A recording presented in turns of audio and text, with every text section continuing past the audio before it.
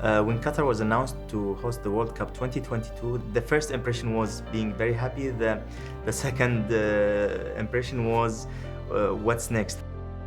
We are expecting around 1.5 million visitors to come here, and we can imagine the stress that this will put on our infrastructure and services and environment. We identified that there is a gap in the hospitality sector and it needs to operate in a more sustainable way.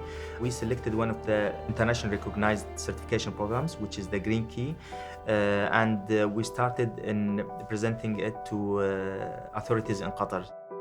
To convince the hospitality sector or the hotels or even the governmental authorities that we need the hotels to operate in a green manner was challenging. But day by day, they realized how important is that commitment to sustainability. So the hotels, they did respond very well to the Green Key because they were looking for a guidance somehow to help them manage their hotels in a more environment-friendly and sustainable way.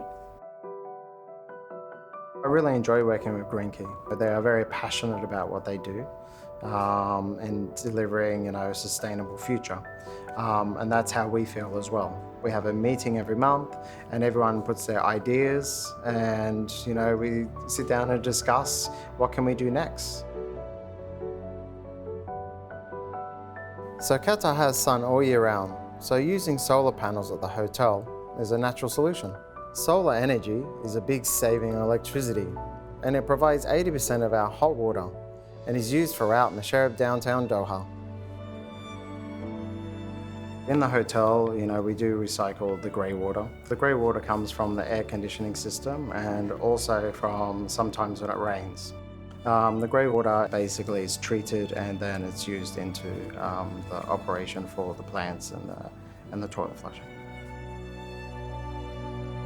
A lot of the hotels now, they're really looking at ways to be a bit more eco-friendly. We have our own beehives. So we started with 15 beehives. We have the Malaka honey. So that's the name of the honey in Arabic. We actually give as gifts to the guests. Qatar is more focused on the sustainability. So we approached Qatar Green Building Council and they fine-tuned all our processes. The lagoon, it's basically the seawater for cooling our AC units for the entire hotel. So the water is getting filtered by different strainers which is in the lagoon area. And also it passes through the chiller plants and it passes through the pipe which cools the entire system. This saves a lot of energy and also the usage of water. We have a panel in the guest room where the guests can control the temperature of the room, heat or ventilation. And also it will give an indication when there is a temperature change in the guest room, like when you open the balcony door and he forgot to close. So in that case, we'll get an alert in our system. It contributes to save the energy. For us, it's really important because sustainability in the end is about becoming a little bit better every day. Basically, it starts upon check-in. Upon check-in, we inform them about the green practices. Sometimes we do programs where we incentivize the guests. If they participate in our green initiatives, they get rewarded by points. MESH is basically the environmental sustainability hub. It's the place to go to track however you are doing in terms of water, waste, electricity, and then we can set our own plans on development, on what we would like to improve. We've been doing a lot about recycling.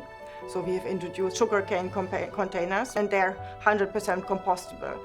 Other than that, we have introduced a new magnetic waste bin which basically takes out cutlery in general, prevents them from falling into the garbage. With Qatar hosting the FIFA World Cup, I think that was a great opportunity. It was really the catalyst for all the sustainability movement in Qatar. And this will, of course, raise the standards in general for all the tournaments to follow. So what we try to build here as Qatar Game Building Council is something not only for Qatar, but also for the rest of the world. And this is our legacy for the generations to follow.